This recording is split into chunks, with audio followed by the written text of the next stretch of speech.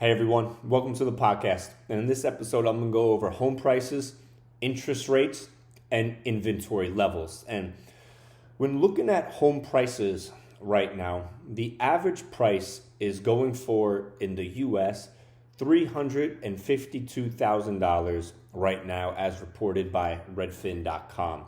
That's up 1% on a year-over-year basis. So at this point right now, home prices are up just 1% compared to where they were 1 year ago.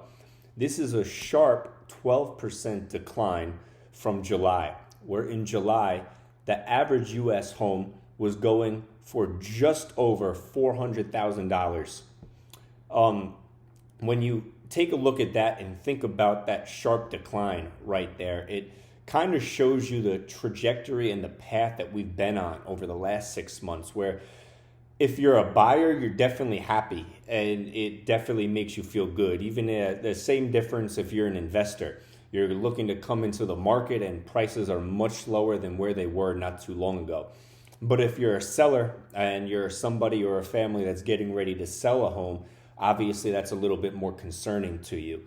When you compare those prices to the high of 2020, the high in 2020 for home prices in this country was $305,000. So prices right now are still up 1% on a year-over-year basis, and compared to 2020, they're up about $50,000.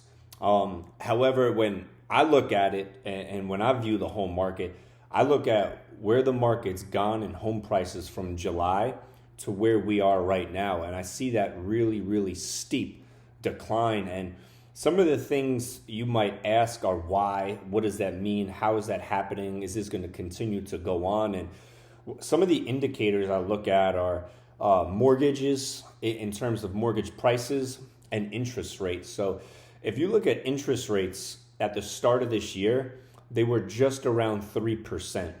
Fast forward to right now, they're going for anywhere between 6%, 7%, and higher. 6% would be more on the low end of an interest rate that you get right now. And obviously, based on credit score, your interest rate would go up from there. But that's a big increase in a relatively short period of time. So interest rates usually don't move that fast. But with the Fed's attempt to really try and curb inflation, they've increased interest rates.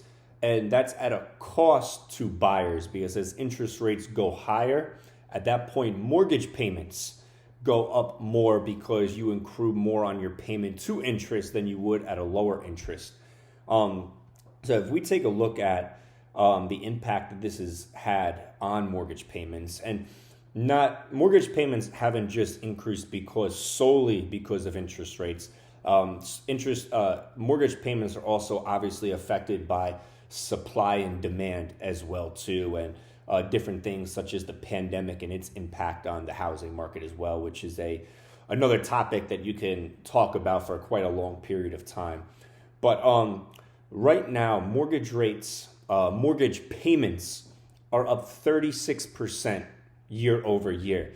Now, that's a really big number right there. To have mortgage payments go up 36% year over year is a really big cost to buyers and people who are paying payments like that, or people that are looking to actually get into the market.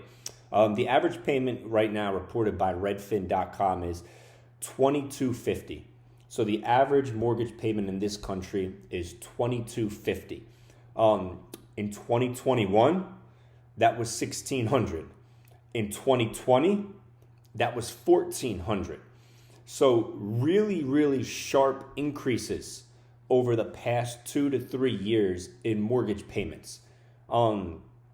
These increases can really keep people on the sidelines, because if you're somebody that's looking to get involved and purchase a home, an increase from $1,600 1 year ago to $2,250 right now is a big increase. I mean, you're talking about $600, $700. The average mortgage payment has gone up. Now, to some people that are looking to get into a home that they really want, maybe they had some promotions at work, maybe they have some increases and stuff like that right there, where they don't mind that extra $600-700 on a mortgage payment. But to the average person, that has an impact on them. That has sometimes it can be a much more long-term impact because it can keep buyers on the sidelines for a longer period. Next, let's talk about inventory levels. Inventory levels are up 15% year over year. What this means is buyers have more options and can take more time viewing different properties, and they don't need to feel as rushed as they were some time ago when it comes to actually buying a home. This also means sellers have to be more patient now when selling a home because buyers have more options. This sharp increase on 15% on a year over year basis probably will continue to go up. Would most likely see it going up to like 20%, 25% on a year over year basis, just because of the impacts that the interest rates are having on the economy and the home buying process right now. How I'm viewing a lot of this is I'm looking at a lot of this in terms of prices and interest rates and the inventory levels as a lot of opportunity to really view the market and watch what plays out. I'd assume that prices would continue to come down and are going to continue to come down as we go in through 2023. I think the Fed will continue to hike interest rates a little bit more moderately, probably not as aggressively as they did during 2022, which again will have more impact on home prices. And then I think inventory levels will continue to build because I think the underlying sentiment that buyers will feel is that prices are going to keep coming down, so they'll keep being more patient. And I think sellers, a lot of sellers can still actually collect profit if they were to sell their homes.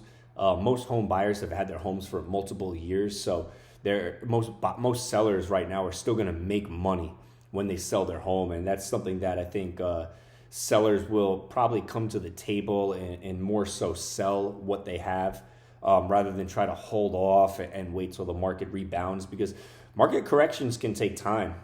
Sometimes they can take years to play out. So I think when you look at what we've just talked about in home prices, interest rates, inventory levels, and you see the trajectory that the market's on, I think it really presents a lot of opportunity for people to make well-informed decisions. When I'm assessing the market right now and looking at what I want to do over the next 6 to 12 months, personally, I'd like to get myself a house in Florida. I'd like to get another Airbnb or another rental investment. So when I'm looking at it from that perspective right there, and I see the market prices are coming down, and I see that interest rates are still probably going to continue to go up, I know that over the next 6 to 12 months, I think I could time an investment or a buy really well. And I think that's how people should really look at the market and see what are the indicators saying. You could look at other stuff like mortgage applications, price cuts, showings, cost of raw materials, things of those natures there combined about what we've talked about here. And you can really make a well-informed decision. But I think there's a lot of opportunity that's out there on the table. I think there's a lot of good things that you can do in the market when you know what it is that you're looking for. I think that you really want to understand, are you looking to get a property and stay there for the next few years, 5 years, 10 or 20 years? Because depending on where you are in that decision making, that really impacts and influences how you want to go about a buying decision. I've always tended to hold on to properties for just a few years and then sell them. So my decision making might be different than the decision making that you're trying to make. But over and above all, home prices, they're coming down. And when you are ready to buy or sell, you want to make sure that you're working with a well-qualified realtor that understands and knows the market that you're looking to get involved in super well. I've worked with quite a few realtors, and it's definitely pretty amazing when you're working with a realtor that has a lot of experience, is really professional, and knows what's going on in the market, because they're always going to get you a really good deal that is in the most interest of you yourself. If you're working with a less mature realtor who's who's not as professional, not as mature, they might try to cut corners, and that's only going to hurt you in the end. And when you're making one of these large purchases like this, such as buying a home, you want to make sure you're working with somebody that's well qualified and has your best interests in mind.